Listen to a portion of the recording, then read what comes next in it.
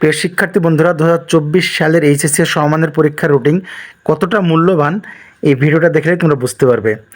এত কিছুর পরেও তোমাদের পরীক্ষা কোনো মতেই বন্ধ করা হচ্ছে না। তোমাদের কোমর পরিমাণ পানি হোক বা গলা পরিমাণ পানি হোক, তোমাদের যদি মাথাও ডুবে যায় তাও তোমাদের পরীক্ষা বন্ধ করা হচ্ছে না। গতকাল একটি নোটিশে তোমাদের বলা হয়েছে, রাঙ্গামাটির বাঘাইছড়ি উপজেলার বিভিন্ন এলাকা থেকে বন্যার পানি নেমে যাওয়ায় পরিস্থিতি স্বাভাবিক হতে শুরু করেছে। এতে আশ্রয়কেন্দ্র থেকে বাড়ি ফিরেছে মানুষ। উপজেলার কালাচং সরকারি প্রাথমিক বিদ্যালয় থেকে পানি নেমে যাওয়ায় স্থগিত এইচএসসি পরীক্ষা রবিবার 7 জুলাই থেকে শুরু হচ্ছে। আগের রুটিন অনুযায়ী চলবে।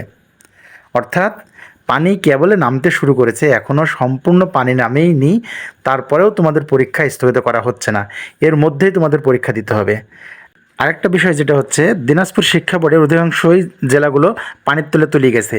তার মধ্যে গাইবান্ধার একটি কেন্দ্রে, যেটা ফুলছড়ি উচ্চ বিদ্যালয়ে পরীক্ষা নেওয়ার কথা ছিল, সেই কেন্দ্রটি পানিতে ডুবে যাওয়ার কারণে, আশেপাশে সব কিছু পানিতে তলিয়ে যাওয়ার কারণে ভরতকলি উচ্চ বিদ্যালয়ে কেন্দ্রটি স্থানান্তর করা হয়েছে। অর্থাৎ এত কিছুর মধ্যেও তোমাদের পরীক্ষায় অংশগ্রহণ করতে হবে এবং তোমাদের পরীক্ষা দিতে হবে। আসলে পরীক্ষার দুইটা বিষয় থাকে। একটা বিষয় হচ্ছে পরীক্ষার প্রস্তুতি, আর একটা বিষয় হচ্ছে পরীক্ষার বাস্তবায়ন। এখন তোমাদের প্রস্তুতি থাক বা না থাক, তোমাদের পরীক্ষা বাস্তবায়ন করতেই হবে, এমনটি শিক্ষা বোর্ড জানিয়েছে। কোনো ক্রমেই তোমাদের পরীক্ষা স্থগিত করা হবে না।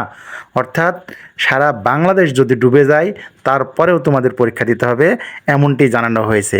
বিভিন্ন অঞ্চলগুলো দেখলে দেখা যায় যে বন্যার পানিতে অধিকাংশ অঞ্চলই প্লাবিত।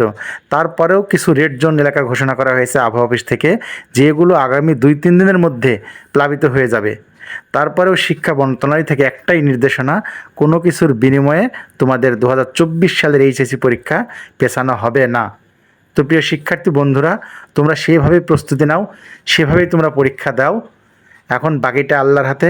হয়তো তোমাদের পরীক্ষার খাতা মূল্যায়ন না করেও পাশ দিতে পারে, কিন্তু আমি সেটা তোমাদের বলবো না। তোমরা অবশ্যই পূর্ণ প্রস্তুতি নিয়ে পরীক্ষার কেন্দ্রে যাবে এবং ভালোভাবে পরীক্ষা দেবে, যাতে তোমাদের ফলাফল ভালো হয়। এই প্রত্যাশা করে আজকে এখানে শেষ করলাম। ভিডিওটি দেখার জন্য ধন্যবাদ।